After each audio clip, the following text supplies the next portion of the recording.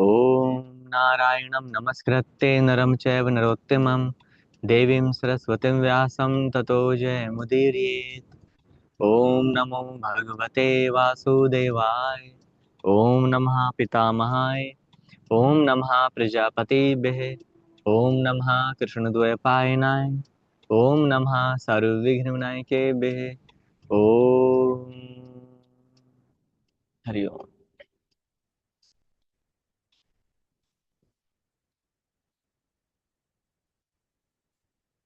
तो आज हम आरंभ करते हैं। कल का जो हमारा एक विषय था, वो विषय क्या था?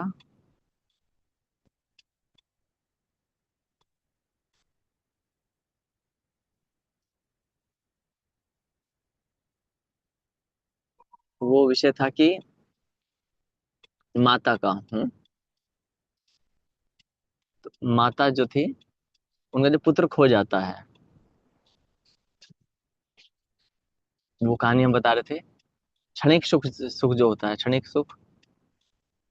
तो जो माता कहती थी कि एक क्षण भी मैं तुम्हें अपनी आंखों से ओझल होने नहीं दूंगी। कल्पना साध्वी, कहाँ पर हो आप?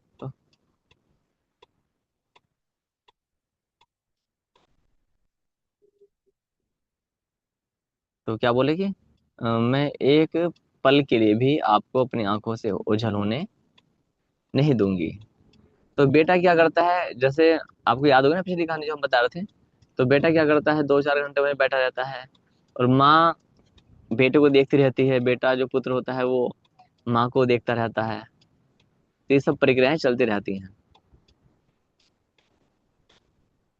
तो इस स्थिति में क्या होता है कि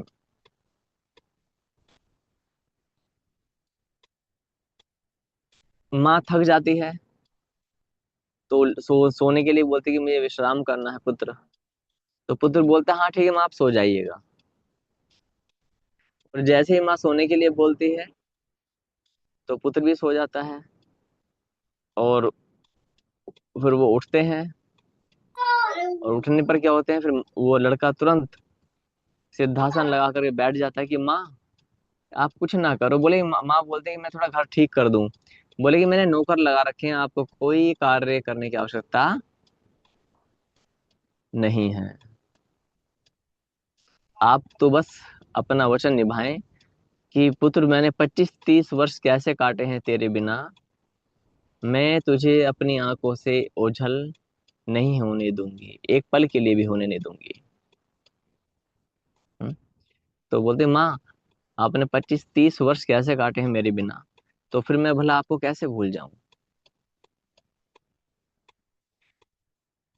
तो इसलिए मैंने आपके लिए सारी सुविधाएं की हुई हैं कि आपको कोई काम नहीं करना, बस आप उठो, खाओ पियो आराम करो, नहाओ धो सो जाओ, और उठ करके फिर मुझे ही देखो। किसको देखो? केवल केवल मुझे देखना है, और किसी को नहीं देखना। किसे देखना है? केवल मुझे देखना है। बात समझ में आई? तो इसलिए वहां पर क्या होता है कि आपको मुझे ये देखना, ये प्रक्रिया वहां पर वो बताते हैं। तो अब कोई व्यक्ति किसी को कितना देर देख पाएगा, आप सोचें, है ना? कोई सदा तो नहीं देख पाएगा ना। तो वहां पर यही प्रक्रिया होती है कि कितना उसको देखेंगे, ये तो संभव ही नहीं है। तो उस पुत्र को ये कहते हो कि माँ तुम मुझे देखो, कुछ और मत देखो, ये कहते कहते एक दिन बीत जाता है, 2 दिन बीत जाते हैं। माँ बस जैसे ही माँ उठे, माँ को ना काम करने देना, झाड़ू पोछा सब नौकर लगा रखे हैं। और माँ ने बोला कि ठीक है मैं थोड़ा बाहर से सब्जी लेने जाती हूँ। बोले नहीं, वो भी नौकर लाएंगे। कोई काम नहीं करना माँ को, केवल किसके, उसको माँ का एक ही काम रहेगा, खाना पीना, हम्म, नहाना धोना, नींद लेना, और विश्राम आदि करके फिर अब जो बाकी का समय बचता है, 16 घंटे या 10 12 12 14 घंटे बचते हैं। तो 12 14 घंटे वो लड़का, जो पुत्र, वो आसन लगा के बैठा है, पलोथी लगा करके माँ से बोलता माँ मुझे देख। आपने तो कहा था कि बेटा जब तू आ जाएगा तो मैं तुझे एक पल के लिए भी अपनी आंखों से ओझल होने नहीं दूंगी। तो 5-7 दिन, एक सप्ताह निकल जाता है इसी इसी वार्तालाप में। तो माँ को लगता है, माँ क्या करती है, चुपचाप किसी के माध्यम से फोन करवाती है डॉक्टर को। तो डॉक्टर आता है, और जब डॉक्टर आता है तो वो क्या देखता है, बोले हाँ कौन है पेशेंट।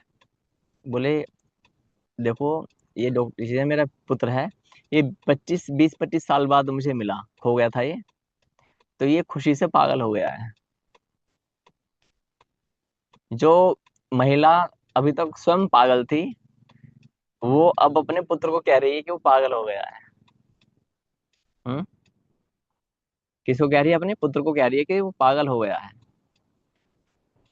तो बोले डॉक्टर की क्या करना है, बोले इसे ट्रीटमेंट करना है, पागल हो गया है। कहता मुझे देख, मुझे मुझे देख, तूने कहा था कि एक पल के लिए भी तुझे अपनी आंखों से ओझल होने नहीं दूंगी, तो तू बस मुझे देख, और कुछ काम मत कर। तो डॉक्टर उसको देखता है नस नाड़ी पकड़ के, तो बोलता है हाँ जी। वो लड़का जो होता है वो बोलता है डॉक्टर से, हाँ जी क्या हुआ। बोले नहीं, आपकी मानसिक स्थिति ठीक नहीं है। बोले क्या समस्या बताएं। बोले आप अपनी माँ को बोलते हो कि मुझे देख, मुझे देख। बोले वो ऐसा डॉक्टर को बताता है मैं सब ठीक हूँ, लेकिन मैंने कहने की शाश्वत ज्ञानक सुना हुआ है, तो मुझे सत्य पता है कि सत्य क्या है। आप जाइएगा, अपनी फीस लीजिए और जाइए। फीस भी दे देता है और अब भेज देता है। तो फिर वो बोलता है माँ, क्या अब आपका वो प्रेम जो पहली बार आपने मुझे देखा था, आप हिड़की मार के रोई थी, मैं भी रोया था, हम गले मिले थे, और उस समय सारा जो भी व्यक्ति थे समाज में आसपास में, सबके सब रोए थे। हम्म। सबके सब रोए थे ना।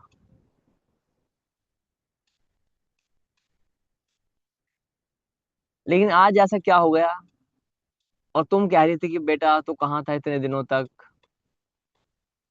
और इस प्रकार की प्रक्रियाएं चल रही थी, है ना। लेकिन अब 5-7 दिन में ही तुम्हारा मन कैसे भर गया। अब तुम मुझे देखते क्यों नहीं हो। अब तो तुमने 2 घंटे भी नहीं देखती हो। अब नहीं देख रही तुम 2 घंटे। अच्छा, आप तो माताएं हैं, अपने पुत्र को कितने घंटे देख लेते हो लगातार।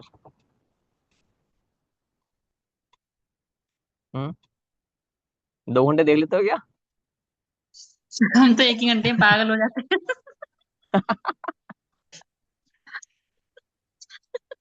नहीं देख पाएंगे ना। तो उसने बोला कि माँ, जब मैं तुमको पहली बार वीडियो कॉल पर मैंने आपको बताया कि मैं हूँ, तो आप एकदम से खुशी से, और भी मतलब क्या होता है, आप सुध बुध खो बैठी, चिल्ला उठी, धाड़ मार के रोने लगी कि बेटा तू कब आएगा, कब आएगा। और आप मुझसे घंटों बात करती थी कि, कैसे 30 दिन बीतेंगे, कैसे मैंने 30 साल काटे हैं, ऐसा कुछ है। और तुमने कहा था कि बेटा जब तू आ जाएगा तो मैं तुझे एक पल के लिए भी अपनी आंखों से ओझल होने नहीं दूंगी, ये तो बोला था ना। और आज मैं तुम्हारी आंखों के सामने बैठा हूँ, मैंने इतना धन कमा लिया कि मैं पूरे जीवन ना भी कमाऊं तो भी कोई समस्या नहीं। आपको भी कुछ काम करने की आवश्यकता नहीं है, आप योगाभ्यास कीजिएगा, शरीर को स्वस्थ रखिए, खाइए पिए आराम कीजिएगा, और मुझे देखिएगा। दिन के 10-12 घंटे आप बस मुझे देखो, केवल मुझे और केवल मुझे। ये बात बताते हैं।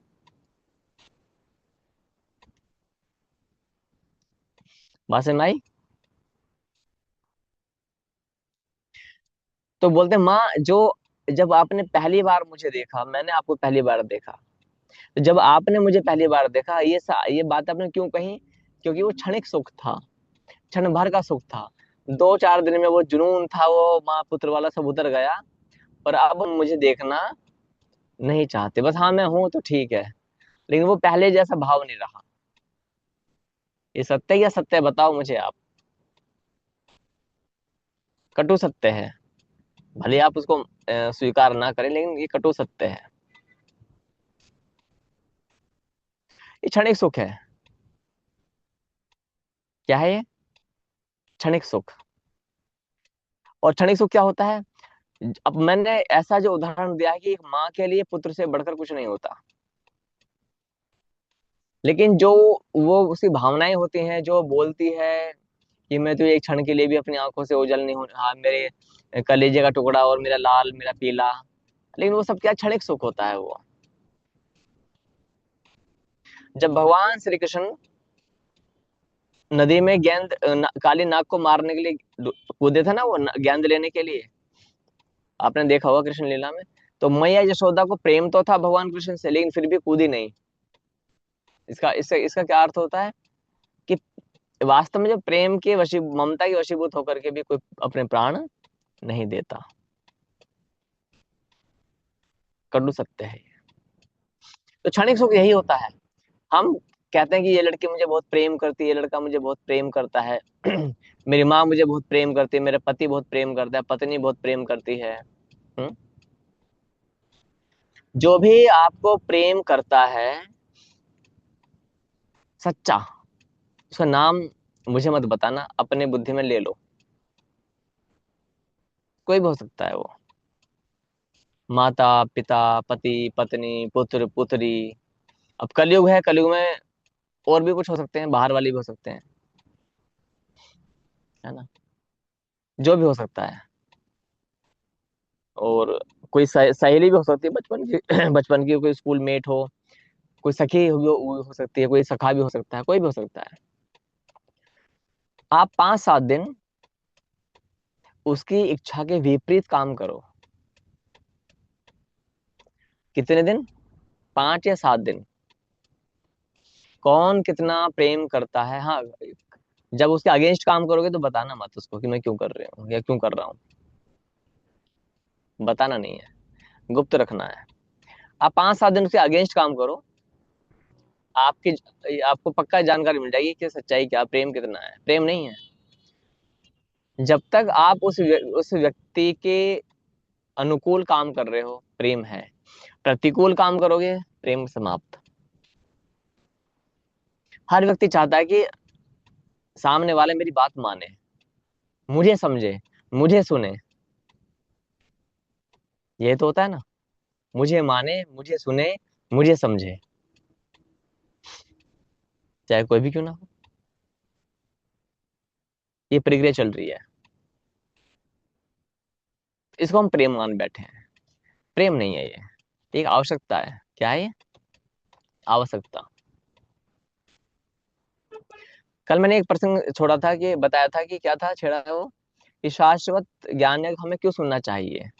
कारण क्या है कि मनुष्यों के विचारों में इतनी बल या सामर्थ्य नहीं है कि वो हमें चिंता भय कलेश से मुक्त कर सके, जन्म मृत्यु जरा व्याधि से बचा सके। इसलिए हमें परमेश्वरीय वचन अर्थात शाश्वत ज्ञान सुनना चाहिए, और कोई उपाय तो है नहीं। क्या उपाय है?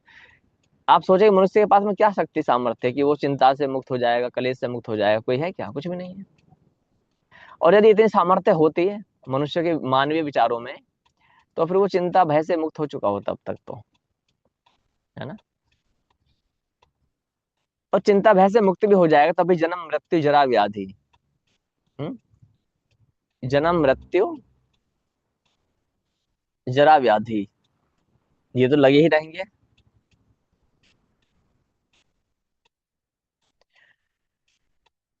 तो उस पुत्र ने अपनी माँ को जो ज्ञान दिया, वो क्या ज्ञान दिया? वो यही ज्ञान दिया कि माँ तुम मुझे देख नहीं पाओगे पूरे जीवन, और आपने झूठ कहा था कि पुत्र अब तुम आ जाओ, मैं तुम्हें एक पल के लिए भी अपनी आंखों से ओझल होने नहीं दूंगी। Please open your camera, Yatendra Sadhu and specially Yatendra साधु।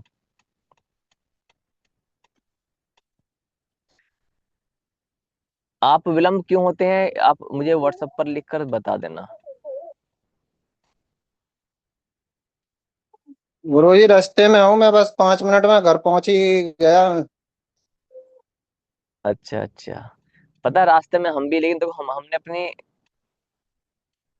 गाड़ी ये राजस्थान में रोक दी है ना। हम कहीं भी हम 1 घंटे के लिए क्या करते हैं, गाड़ी रोक देते हैं। मथुरा के लिए।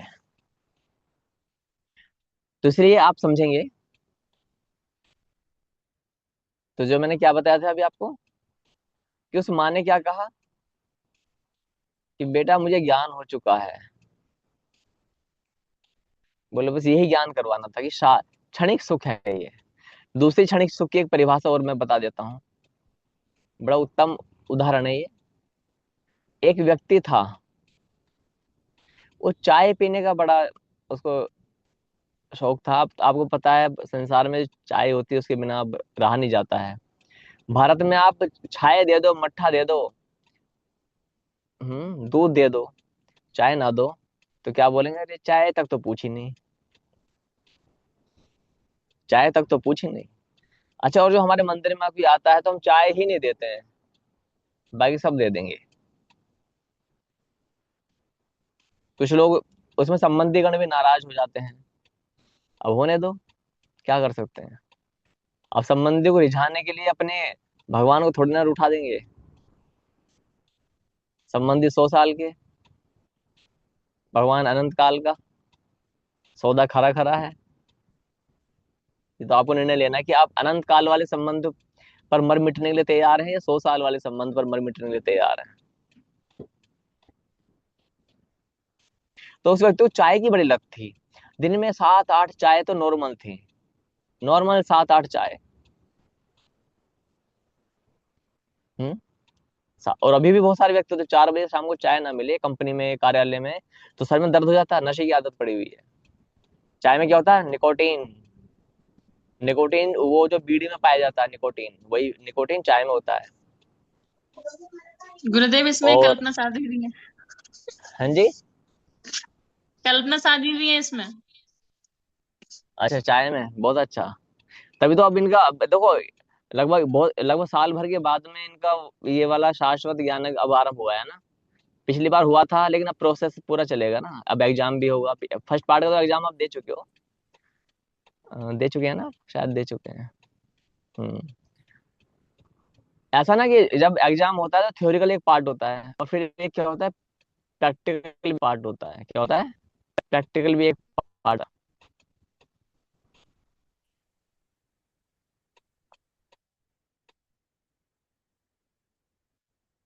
हम्म। तो प्रैक्टिकल क्या होता है, जब तक हमने थ्योरी, प्रैक्टिकल हम लोग सब इसको इम्प्लीमेंट कैसे करना है, ये सब चीज़, तभी तो कार्य होगा ना आगे। हम्म। न- तो उसको उसको क्या थी, चाय की लत थी, और किसी कारण वो क्या करता है, व्यक्ति चला जाता है, वो क्या करता है, वो व्यक्ति कहीं बाहर जाता है।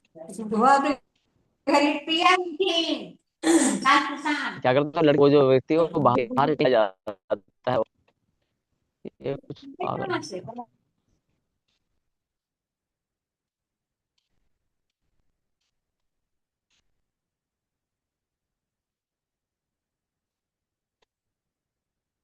दूर चला जाता है जहां पर चाय 20-30 किलोमीटर तक चाय नहीं होती, ऐसी जगह वो चला जाता है। 20-30 मतलब 50-60 किलोमीटर तक चाय नहीं मिलती है। जो व्यक्ति 7-8 चाय प्रतिदिन पीने वाला हो, आप विचार करें, उसको एक बार चाय ना मिले तो क्या बीतेगी। कल्पना साजी, सोचो। अब मुझे पता नहीं यतेंद्र, अवधेश साधु, मुकेश साधु, यतेंद्र साधु चाय के क्या से क्या स्थिति है। हम्म। तो और चाय के बिना बोले, चाय की और ऐसा नहीं, जब हम परमेश्वरीय वचनों का सहारा लेते हैं तो चाय वाय सब छूट जाती है।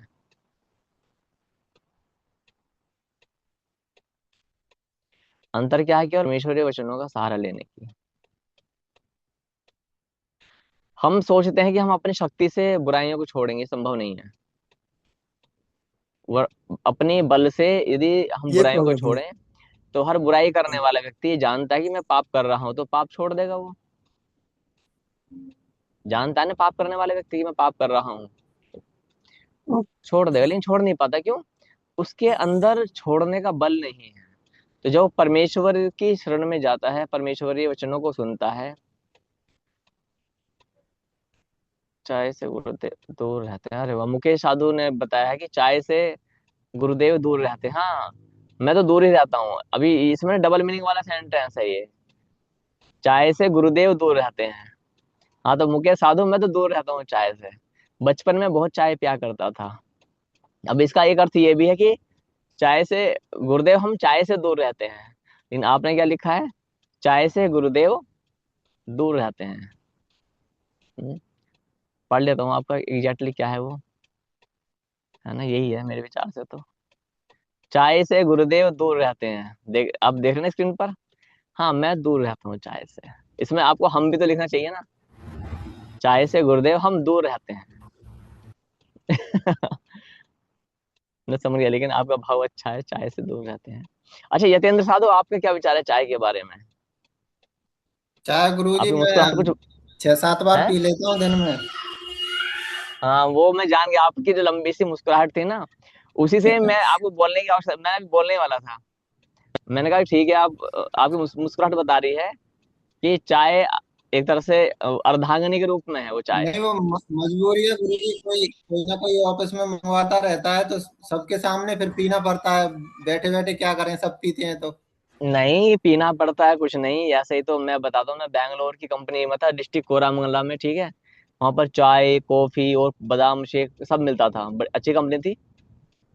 तो हमें आंध्र प्रदेश से मेरा वहां पर शिफ्टिंग हुई थी, सब मिलती थी। तो चाय में उस समय भी नहीं पीता था, हेडेक होता था तो मैं पीता था, हेडेक होता ना, बीपी मेरा लो चला जाता था।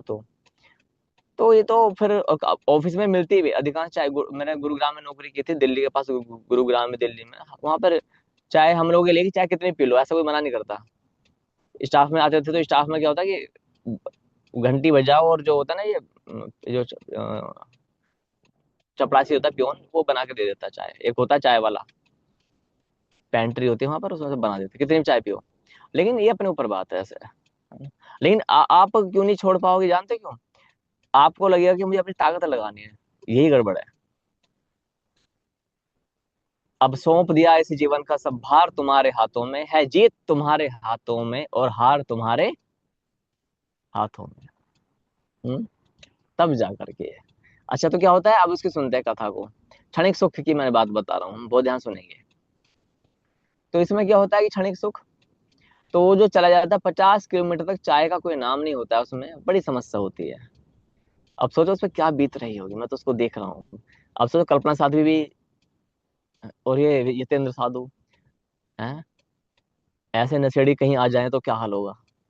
अब नशेड़ियों को नशा ना मिले फिर क्या हाल होगा, आप सोचो। ये तो पगला जाएंगे। हम्म, कोई अपनी पत्नी से लड़ाई करेगा, कोई पति से लड़ाई करेगी, है ना। नहीं नहीं गुरुदेव, हम सिर्फ 2 चाय पीते हैं बस, 6-7 चाय नहीं पीते हैं।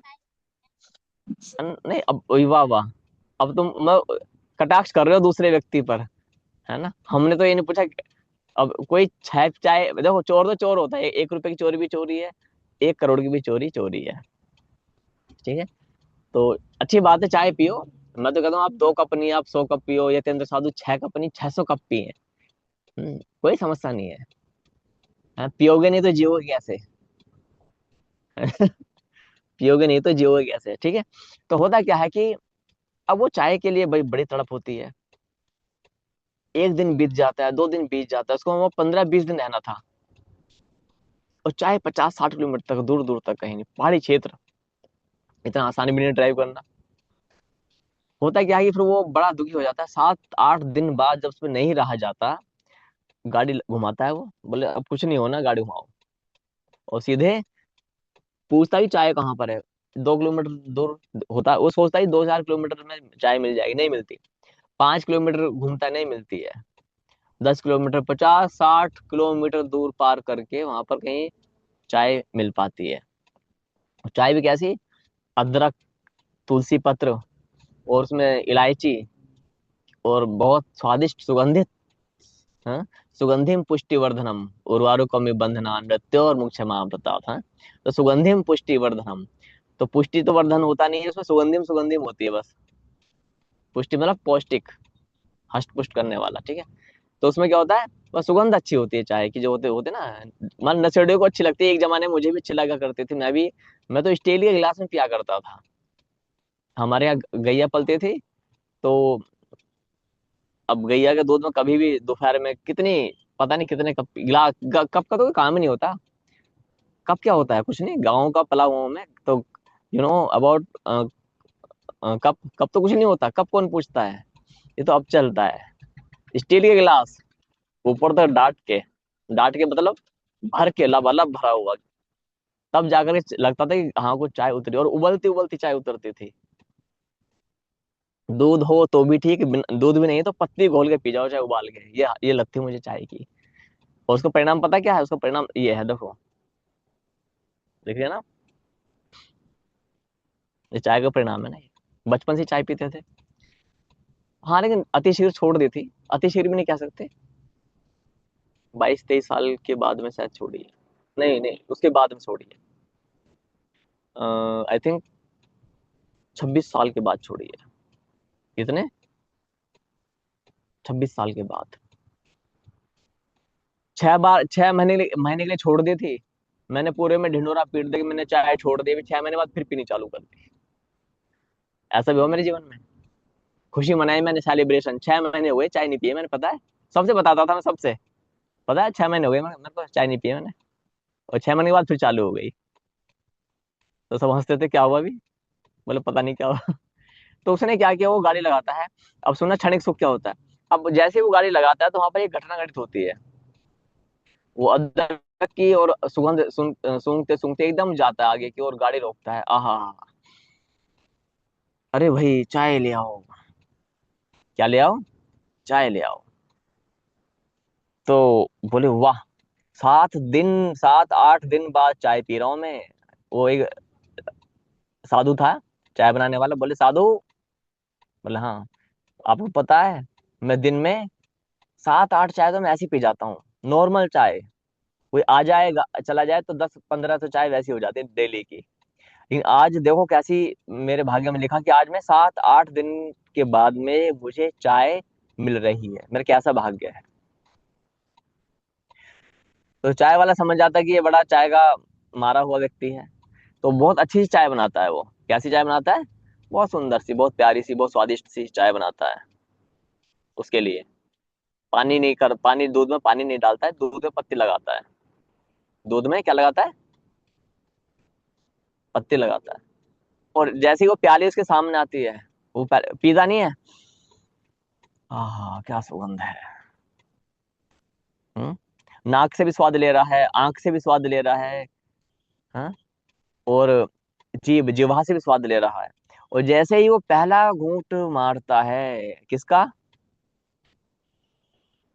किसका, चाय का, पहली प्याली का पहला कश, पहली प्याली का पहला कश, आ हा, क्या बात है। वो पहली की प्याली का पहला कश पीता है और बस क्या बोलता है, वाह, अद्भुत, अद्वितीय, अतुलनीय, परम सुख प्राप्त हो रहा है, मुझे परम आनंद की प्राप्ति हो रही है। आपको पता है मेरे को 7-8 दिन के बाद मैं चाय पी रहा हूँ, कितना स्वाद आ रहा है, वाह। अब नशेड़ियों को तो ऐसे लगेगा ना, है ना। देखो रोटी आपकी आवश्यकता हो सकती है, क्योंकि अच्छा मुझे कैसे मालूम है कि चाय का ना, पहले मैं एडिक्ट था, मुझे भी चाय की लत थी बहुत भयंकर रूप से, मैंने बताया ना मैं स्टील के गिलास में चाय पीता था। तो अब मुझे मालूम है कि चाय ना मिले तो क्या होता, मेरे सर में दर्द हो जाया करता था उस समय। और घर में भी 4 बजे जो सिस्टर वगैरह थी, बहनें थी, माता थी, 4 बजे चाय बननी बननी है। पता नहीं पूरे गांव में एक माहौल सा बन जाता है, चाय बन रही, चाय बन रही, जगह जगह वो अदरक कूटने की आवाज आने चालू हो जाती है ना।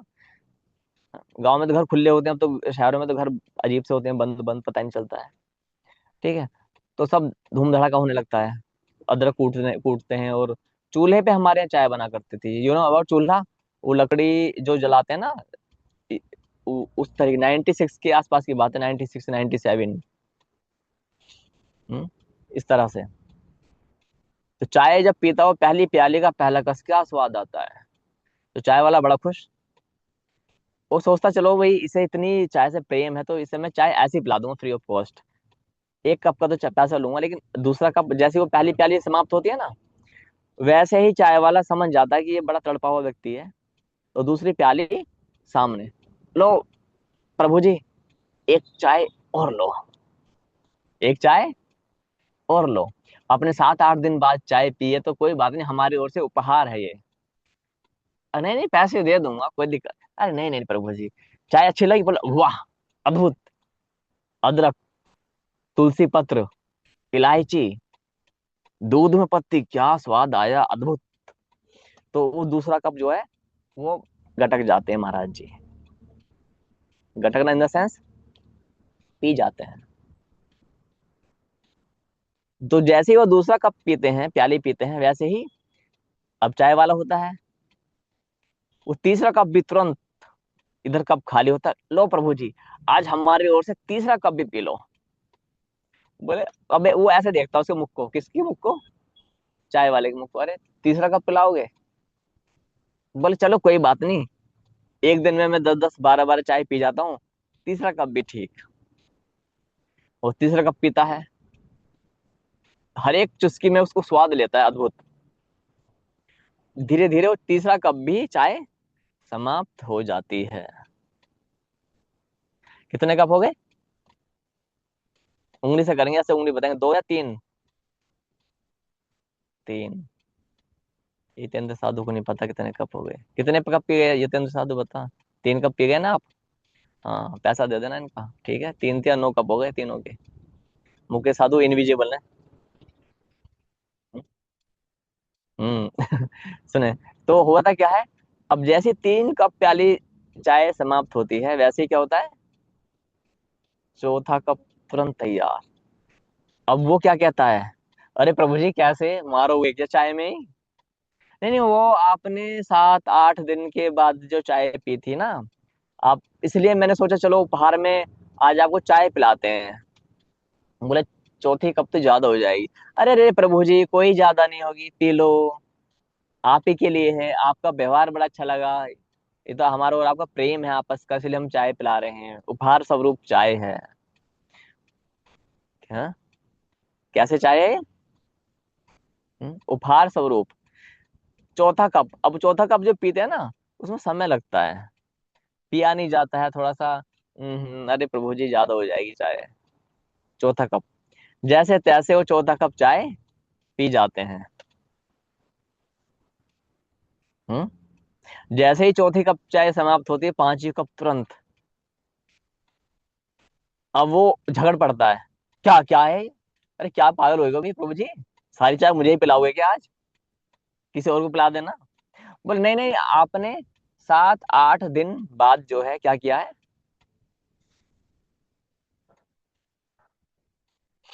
7-8 दिन बाद क्या किया है आपने, चाय पी है, तो मैंने सोचा कि क्यों ना आपको पिला दो। बोले 5 कप कौन चाय पिएगा? बोले क्यों? बोले बस पी लो, एक बार पी लो, कोई बात नहीं। तो वो उनका मन रखने के लिए 5वीं प्याली पीता है, उसमें भी चाय बच जाती है, अंत में उस पर पी नहीं जाती है। तो चाय वाला भी आता है, बोले प्रभु जी एक बात बताओ, जिस समय आपने 7-8 दिन बाद पहली प्याली का पहला घूंट अपने मुख में लिया, कैसा लगा? विचार करके बताओ। बोले ऐसा लगा जैसे मुझे अमृत मिल गया हो। क्या मिल गया हो? अमृत मिल गया हो। और फिर दूसरा घूंट कैसा लगा? बोले लगभग वो भी अमृत जैसा लगा। तो तीसरा घूंट कैसा लगा? बोले फिर तो थोड़ा सा यू नो जस्ट डाउन होने लगा। अच्छा, दूसरा प्याली कैसी लगी? बोले ठीक थी, बस इतना अच्छा नहीं। और तीसरी? बोले उसमें तो बस मैंने थोड़ा सा आपका मन रखने के लिए। और चौथी? चौथी तो बस मैंने पता नहीं कैसे पी ली। और पांचवी? बोले पांचवी तो मुझे पीने गई, बच गई है ये तो। तो बोले जो पहली प्याली के पहले घूंट में जो सुख था, वो 5वीं प्याली में सुख कहाँ चला गया?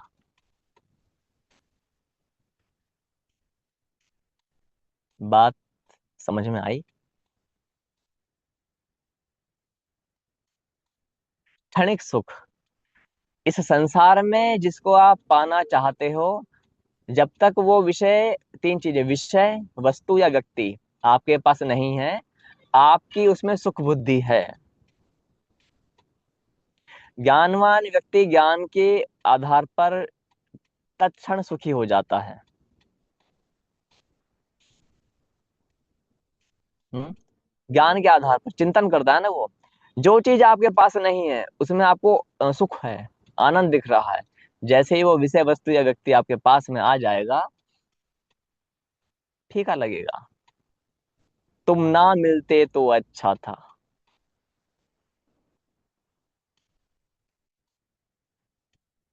तुम ना मिलते, ये गाना है एक, आपको पता भी है, मैंने गाना सुना दिया आपको।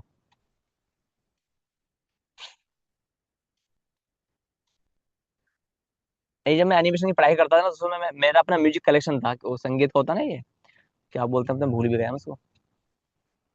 मास्टर कलेक्शन बोलते हैं म्यूजिक का, मास्टर कलेक्शन। तो उसमें मेरे अपने 300-400 गाने थे, फिल्मी गाने, कोई ऐसा नहीं भगवान के भजन है।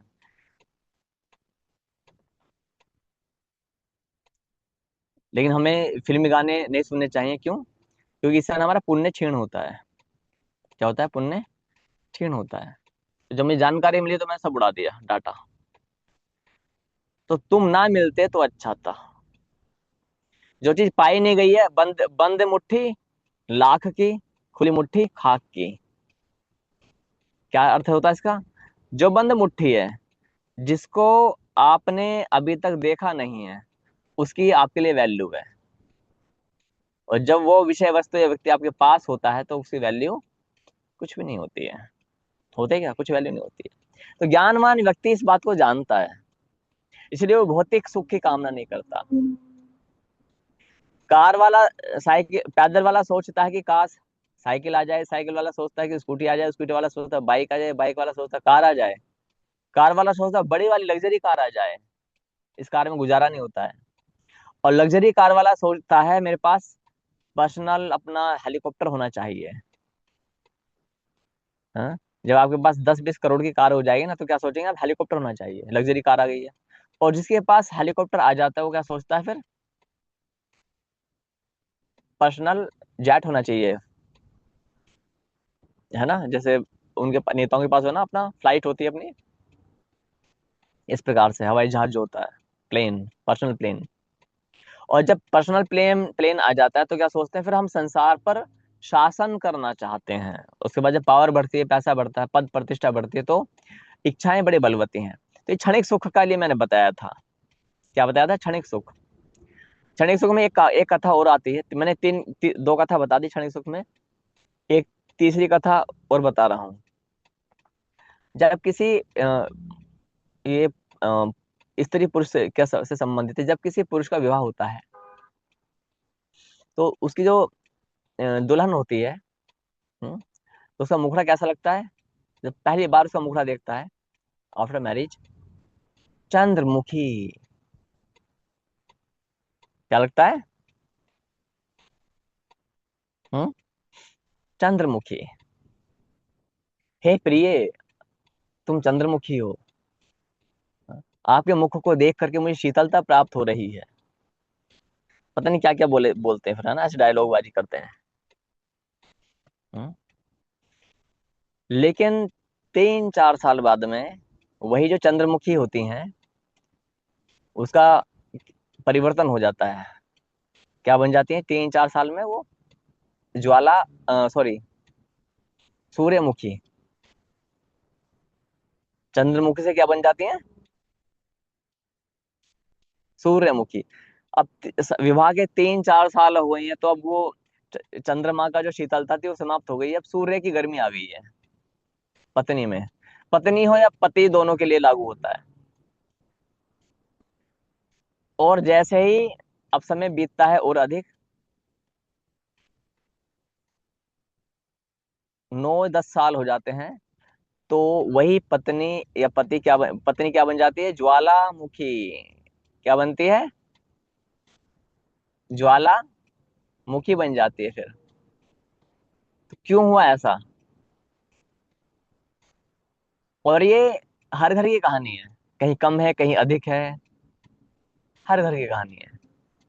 लेकिन जो इस प्रकृति के नियम को जान जाता है, वो इस क्षणिक सुख के चक्कर में कभी नहीं पड़ता है।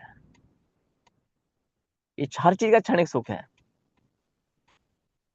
हर चीज का क्या है? क्षणिक सुख है। आप नई नई कोई गाड़ी लेते हैं तो खरोच ना पड़ जाए, ये ना हो जाए, वो ना हो जाए, बात होती है ना ये। अरे पुरानी हो जाती है, अरे होने दो जो होना है। हम्म।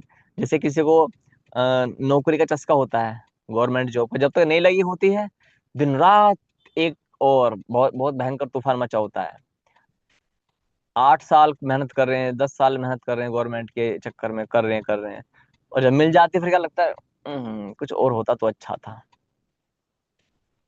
होता है ना ये। तो ये मैंने क्या बताया कि हम शाश्वत ज्ञान को क्यों सुनते हैं। हम्म। क्षणिक सुख, यानी कि हम भगवान, हम एक ऐसा सुख चाहते हैं जो स्थायी सुख हो, इसीलिए हम क्या सुनते हैं, शाश्वत ज्ञान को सुनते हैं। अच्छा, तो क्षणिक सुख तो मैंने बता दिया। इस संसार में जो कुछ मैंने एग्जांपल दिए हैं, इसके माध्यम से आप अनुमान लगा सकते हैं कि क्षणिक सुख क्या होता है। और भी बहुत सारे एग्जांपल आप दे सकते हो। और लेकिन अब आता है शाश्वत सुख क्या होता है। हालांकि शाश्वत का तो मैंने अर्थ पहले बता दिया है, जो कल जैसा था वो आज ऐसा है। जो कल जैसा था वो आज वैसा है। जो आज जैसा है वो कल वैसा ही रहेगा, उसमें कोई परिवर्तन नहीं होगा, ना घटेगा ना बढ़ेगा, कोई परिवर्तन नहीं हो, अपरिवर्तनशील शाश्वत सुख। हम्म? इस सुख में कोई घटत या बढ़त नहीं होती है, इक्वल रहता है। क्या रहता है, इक्वल। और जो ये शाश्वत सुख होता है, इस सुख की पराकाष्ठा क्या होती है, बहुत उच्च स्तर की होती है। संसार में जिस समय मनुष्य को मोक्ष की प्राप्ति होती है वो तो बहुत अलग बात है। जब मनुष्य मोक्ष के निकट पहुंचता है, उस समय जो उसको सुख की अनुभूति होती है, वो सुख संसार में किसी भी सुख से उसकी तुलना नहीं की जा सकती। संसार में जो सबसे श्रेष्ठ सुख माना जाता है, हायर लेवल का, वो कौन सा सुख है। संसार में जो सबसे, भौतिक संसार में जो सबसे उच्च सुख माना जाता है, उसे कौन सा सुख बोलते हैं, काम सुख।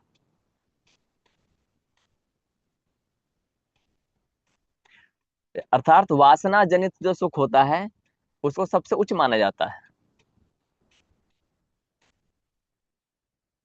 स्त्री पुरुष के संसर्ग से जो जिस सुख की प्राप्ति होती है, उसी सुख को इस पृथ्वी लोक में सर्वोच्च माना जाता है। इसलिए सारा संसार उसी सुख के कारण से ग्रसित है और पागल भी है।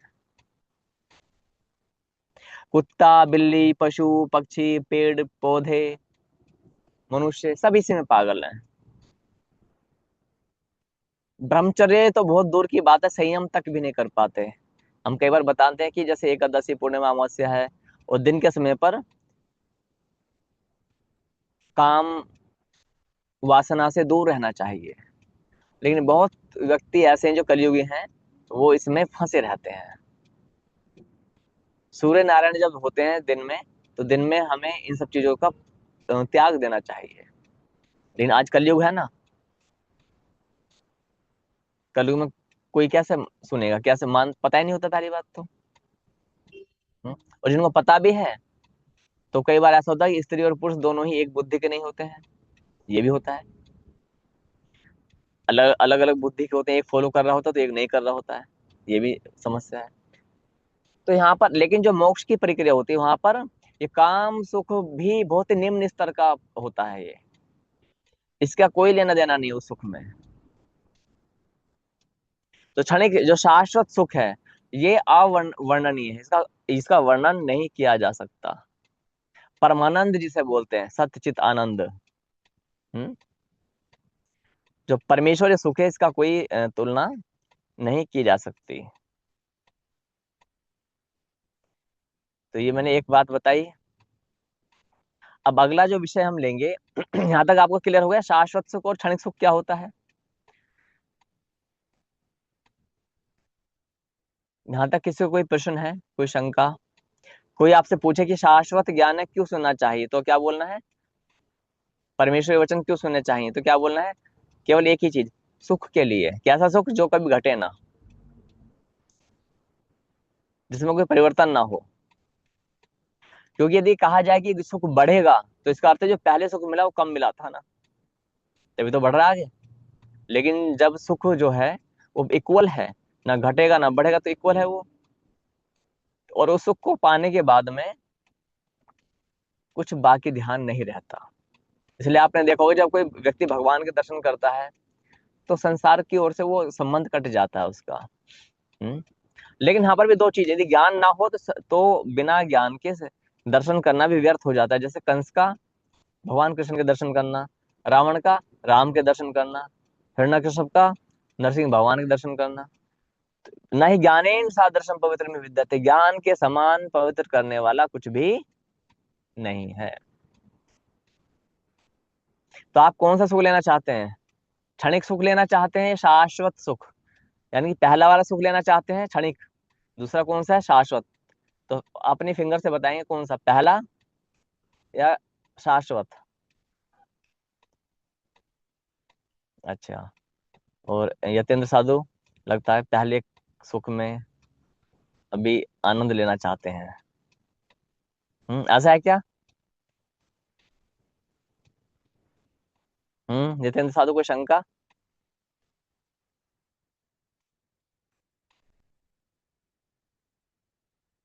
हम्म, मुझे दिखाई नहीं दिया, क्या क्या क्या दिख रही है? उंगली ऊपर ऊपर करो, उंगली थोड़ी ऊपर उठाओ ऐसे करके। शायद नेटवर्क इशू है उनके उधर।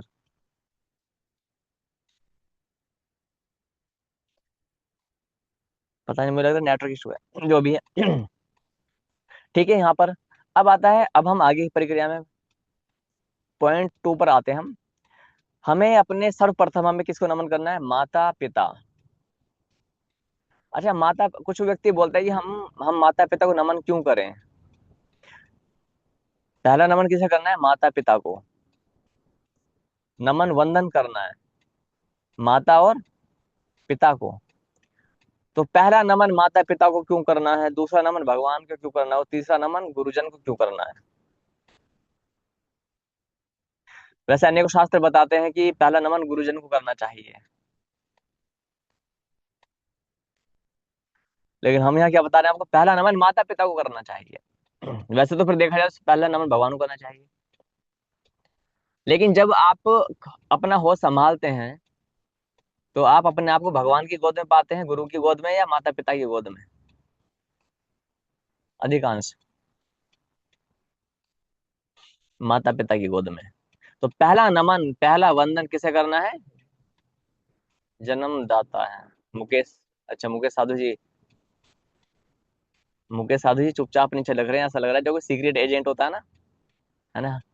चेहरा वगैरह कुछ नहीं दिख रहा है, लेकिन नीचे लिख रहे हैं कि क्योंकि वो जन्मदाता है। कमेंट में लिख रहे हैं उसमें, चैटिंग बॉक्स में। अच्छा लगा मुकेश साधु। अच्छा, माता पिता को क्यों देना है? पहला नमन माता पिता को, पहला वंदन माता पिता को इसलिए करना है क्योंकि जिस शरीर को लेकर के आप और हम बैठे हुए हैं वह माता पिता की ही देन है, और इस ऋण को आप कभी भी उतार नहीं पाओगे, और इस ऋण को आप कभी भी उतार नहीं पाओगे, चाहे सारे संसार का सुख संपत्ति अपनी माता पिता के चरणों में रख दो। कोई भी ऐसा उपाय संसार में नहीं है, कोई भक्ति पूजा यज्ञ दान तपस्या व्रत उपवास तीर्थ यात्रा माता की सेवा अन्य किसी भी प्रकार से पिता की सेवा कर लो कुछ भी, लेकिन आप माता पिता के ऋण से उऋण नहीं हो पाओगे, कभी भी नहीं हो सकते। कोई उपाय, कोई यंत्र मंत्र तंत्र ऐसा बना ही नहीं संसार में। कारण क्या है? अच्छा, एक एक ने बोला मेरे को कि अच्छा परम गुरु ये बताएं, यदि हम अपने शरीर को त्याग दें, आपने कहा कि शरीर ये माता पिता की देन है, तो हम इस शरीर को त्याग देते हैं, हम मर जाएंगे।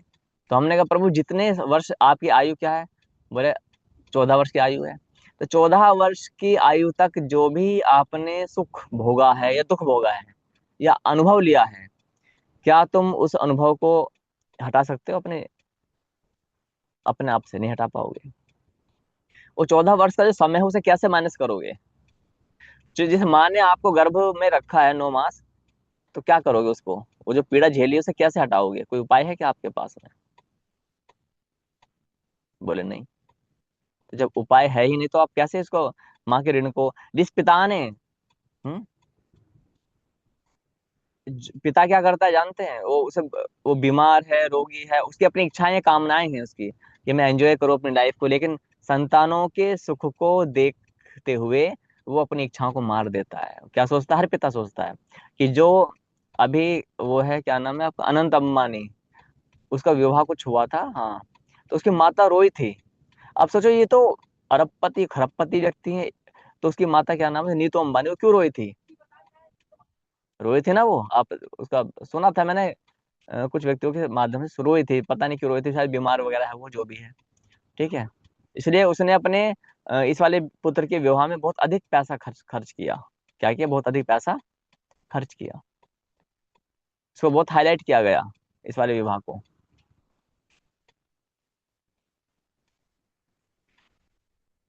तो वो माता का ऋण कैसे चुका पाओ, पिता अपने सुख चैन को त्याग करके अपने संतानों को अपने से भी अधिक सुख देना चाहता है।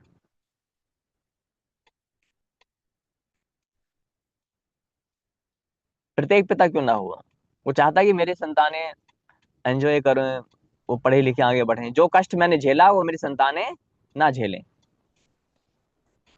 उसको आवश्यकता है कि मैं कपड़े लूं नया, मैं जूते चप्पल लूं, मैं अपनी कोई चीज आवश्यक, लेकिन संतानों के खर्चों को देखते हुए कि मेरे को इसको ऑक्सफोर्ड यूनिवर्सिटी में पढ़वाना है, इसको कैलिफोर्निया यूनिवर्सिटी में पढ़ाना है, इसको ये ला के देना, बेटे ने बोल दी पिताजी मुझे एक पर्सनल हेलीकॉप्टर चाहिए। क्या चाहिए, पर्सनल हेलीकॉप्टर। तो पिता बोले ठीक है बेटा ले लो। होता ना, ये एक बंगला चाहिए, ठीक है ले लो। उसके पीछे क्या क्या बीत रही है उसे कोई नहीं जानता। माँ को देखा कि माँ जब रात्रि में बच्चा लघु शंका कर देता तो माँ स्वयं उस लघु शंका पर लेट जाती है, कपड़ा आदि डाल करके, और अपने बच्चे को सूखे में सुलाती है। हम कैसे उस माँ का ऋण चुका पाएंगे? और यदि बूढ़ी माँ आज वृद्धाश्रम खोल दिए, कलंक है भारतीय संस्कृति पर, ये कलंक है। आज वही माता पिता यदि कुछ बोल दें तो क्या करते हैं हम लोग, उनका उल्टा जवाब दे देते हैं। उल्टा जवाब तो ये तो हमारा जमाना हो गया, हमारे जमाने में उल्टा जवाब देना बहुत बड़ा अपराध माना जाता, तो आज तो सीधा गोली मार देते हैं। हम्म? गर्दन काट देते हैं। एक एक एक बूढ़ी माँ ने अपने अपने पुत्र को मदिरा के लिए पैसे नहीं दिए, उसने डराती होती हंसिया। क्या है गुरुदेव, जो लोग माता पिता का गाली देते हैं, ये तो बड़ा लंबा इन्होंने आप कुछ सेंटेंस लिखा है मुकेश साधु। गुरुदेव, जो लोग माता पिता को गाली देते हैं, ऐसा पुत्र को क्या करना, ऐसे पुत्र का क्या करना चाहिए? ये अभी हम आपके प्रश्न का उत्तर नहीं देंगे, क्योंकि आपको पहले फर्स्ट पार्ट पास करना पड़ेगा, है ना। आप सुन सकते हैं, आनंद ले सकते हैं, लेकिन इस वाली क्लास के ना तो नोट्स बनाएंगे, ना इसे माथापच्ची करेंगे, है ना। क्योंकि यदि मैं आपको इसके उत्तर दूंगा फिर समझ सकिए, पहले फर्स्ट पार्ट है ना, सब प्रश्न उत्तर मिल जाएंगे, कोई प्रश्न ऐसा बचेगा नहीं कि जिसका उत्तर ना मिले, सबका मिलेगा उत्तर, चिंता ना करें। लेकिन first of all you must pass the exam of परमेश्वर वचन प्राथमिक पार्ट। प्राथमिक पार्ट यानी पीवी, उसको आपको एग्जाम पास करेंगे, उसके बाद कंटेंट बनाएंगे इस वजह, है ना। तो वास्तव में क्या है, आज का समय आ गया कि हम एक गिलास पानी नहीं देते हैं, माता को जाकर के, पिता को जाकर नमस्ते भाई नहीं बोलते हैं। आप यदि कहीं बाहर जा रहे हैं, घर छोड़ रहे हैं, तो प्रातःकाल अपने माता पिता को दंडवत प्रणाम कीजिए, ध्यान देना। क्या करना है, सुन रहे हैं क्या आप मेरी बात? आपका ध्यान कहीं और तो नहीं है? ना, हमने क्या बताया कि आपको चाहिए कि दंडवत प्रणाम करें। साध्वी दंडवत प्रणाम नहीं करेंगी, ऐसे कुछ विचारधाराएं मान्यताएं हैं, ये मान्यताएं हैं, पढ़ा नहीं है हमने कहीं पर। कहीं कहीं पर साध्वियां दंडवत प्रणाम भी करते हैं, कहीं कहीं पर मना भी कर दिया जाता है। तो साधुएं कैसे करेंगी, वो सामान्य नमन करेंगे। जो साधु हैं उनको तो लज्जा आती है, कैसे करेंगे नमन, आज तक तो किया नहीं, अरे कोई जो आज तक नहीं किया वो आज कर डालो ना। क्या आप सोचो ना, कितने आप अपने पेट से 2 किलो की 2.5 किलो की ईंट होती है, ईंट जानते हैं, ब्रिक्स, 2 किलो ईंट है ना, ये तो 9 महीने 9 दिन बांध के चलो। सोना जागना उठना बैठना नहाना धोना सब उसी समय। आपको जानकारी मिल जाएगी उस मार्ग पे क्या।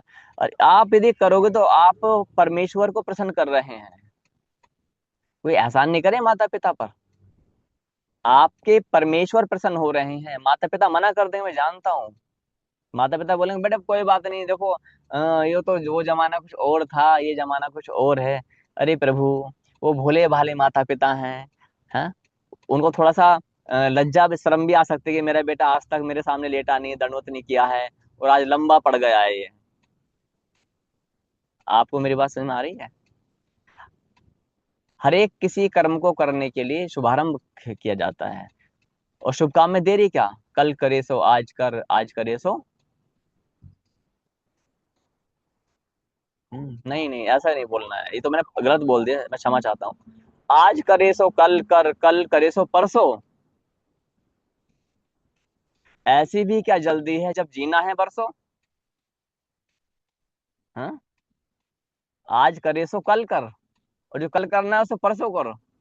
ऐसी भी क्या जल्दी है जब जीना है बरसों। तो इसलिए ये हमें सोचना चाहिए, उन माता आप हम भगवान को रिझाने चले हैं, पहले उन माता पिता उनको तो प्रसन्न करो। जब शाम को हम आते हैं, स्कूल से आते हैं, हम ड्यूटी से आते हैं, खेल करके आते हैं, ट्यूशन पढ़ के आते हैं, हाँ, कहीं काम से आते हैं, खेतों से आते हैं, कहीं से भी हम आते हैं, हमें चाहिए कि हम अपने माता पिता के चरण दबाएं।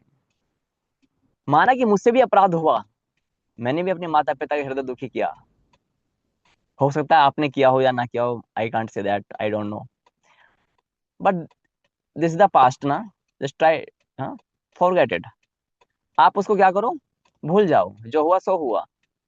अब नई नई विधि से नए नए दिन की शुभारंभ किया जाएगा। क्या किया जाएगा, नए नए दिन का शुभारंभ। आपने सुना होगा परिवर्तन ही संसार का नियम है, सुना है ये। हाँ? और कल भी परिवर्तन होने जा रहा है, कल क्या है, नववर्ष की हार्दिक शुभकामनाएं। तो अपने घर पर अपने मंदिरों में आप ब्रह्म ध्वज लगाएं। ब्रह्म ध्वज वही होता है जो हमारे संस्था का लोगो है ना, लोगो देखा है, शाश्वत का जो लोगो बना हुआ है भगवा रंग में, वो क्या है, ध्वज है। ऐसा ध्वज बना करके कपड़े का कटिंग करके अपने घर पर मंदिरों में हर जगह लगाएं। 2-4 ध्वज आप किसी को बना करके दे भी सकते हैं। वो तिकोनी पिकोनी मत देना, लड़के लोग क्या करते हैं, वो भगवा रंग के तिकोनी झंडे काट काट के दे देते हैं, वो ऐसा नहीं। जो लोगो है ना हमारा, उसमें 2 चीज आती है, ध्वज और पताका। बताएंगे बाद में, अभी नहीं। तो मैंने क्या बताया, माता पिता की हम ऋण नहीं उतार सकते, कम से कम उनकी सेवा कर सकते हैं। उनकी उनकी उनसे कभी ऊंची वाणी में बात ना करो।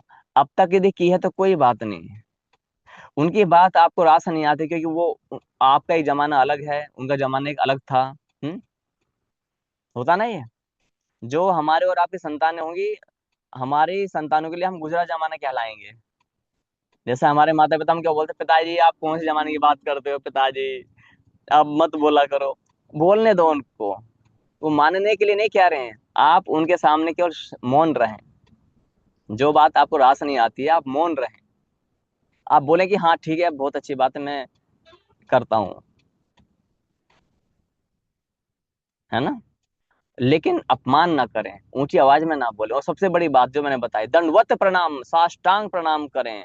हाँ, तदुधि प्राणी प्राणी पाते हैं परि। गुरु के सामने हम अच्छा, हम मैंने देखा है, हाँ, एक बात और याद आई, बड़ा अच्छा विषय आया, लेकिन समय नहीं है। हम गुरुओं के सामने जाते हैं, दंडवत लेट जाते हैं।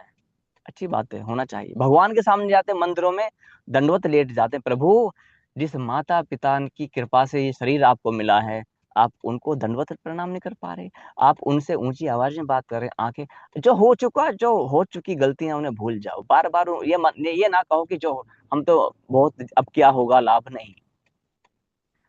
मैं चाहता हूं कि आप विचार करें और मुझे आप बताएं कि क्या आपके अंदर इतना साहस है, क्या आप अपने माता पिता को नमन कर पाएंगे इस प्रकार से। हम साध्वी कैसे करेंगी, मत्था माथे को धरती पर लगा करके, बैठ करके जैसे लगाते हैं ना, वो इस प्रकार से। और साधु लोग कैसे करना चाहिए, दंडवत लंबे लेट करके हाथों के माध्यम से करें। सुबह शाम 2 समय अपने माता पिता को हमें नमन करना चाहिए। अरे प्रभु जी, अभी तो जीवित हैं माता पिता, कर लो, जब नहीं रहेंगे धरती पर तो पश्चाताप के आंसू बहाओगे। मेरे माता पिता नहीं है धरती पर।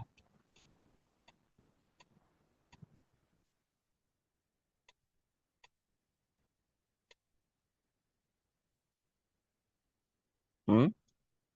बात समझ आई ना? अभी तो यदि है माता पिता, ये आनंद ले लो, ये आनंद है। मैं इसको ये नहीं कहूंगा कि ये बहुत बड़ा कोई तपस्या कर रहे हैं, नहीं, ये आनंद है। माता पिता को नमन करने का, माता पिता की सेवा करने का। सेवा तो आप करते रहते, लेकिन माता पिता को नमन करो एक बार।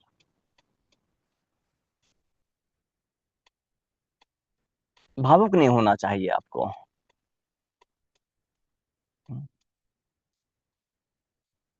आपकी आंखों में आंसू नहीं आने चाहिए। नेहा साध्वी।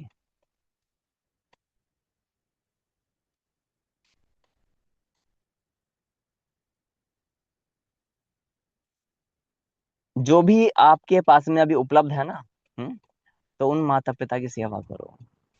क्या करो? सेवा। जो भी अवेलेबल है। बूढ़े हैं बेचारे, वो कितने दिन के हैं। कल से एक नया इतिहास लिखा जाए, दंडवत प्रणाम करना पब्लिक के बीच में। यदि मौका मिले, लेट जाओ, दिखाओ कि तुम अपनी माँ के पिता के कैसे संस्कारी संत पुत्र पुत्रियां हो। दिखाओ, लेकिन दिखावा मात्र नहीं होना चाहिए। दिखावा नहीं, एक हम कल बताएंगे कि क्यों करना है, कारण क्या होना चाहिए, है? तो मैं आशा करता हूँ आप इस पर चिंतन मंथन करेंगे।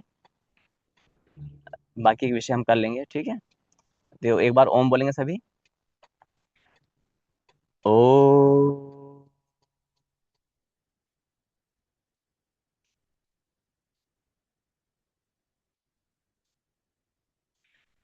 नमस्ते कल्पना साध्वी, नमस्ते नेहा साध्वी, नमस्ते यतेंद्र साधु, नमस्ते मुकेश साधु। और मैं आशा करता हूँ कि कल आप प्रयास करें कि सभी व्यक्ति समय से आए हैं। और नोट्स भी मुझे इनके नोट्स बनाना।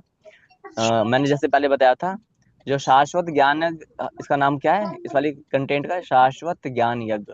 शाश्वत ज्ञान यज्ञ होता है, ये 90 घंटे का कोर्स होता है, बहुत टफ होता है इसका एग्जाम। जो पिछला था ना, वो तो बहुत लाइट है, क्योंकि उसमें तो हमको जैसे तैसे याद करवाना होता है, लेकिन ये टफ होता है। हम्म, ठीक है, नमस्ते सभी को। ठीक है, नमस्ते प्रभु।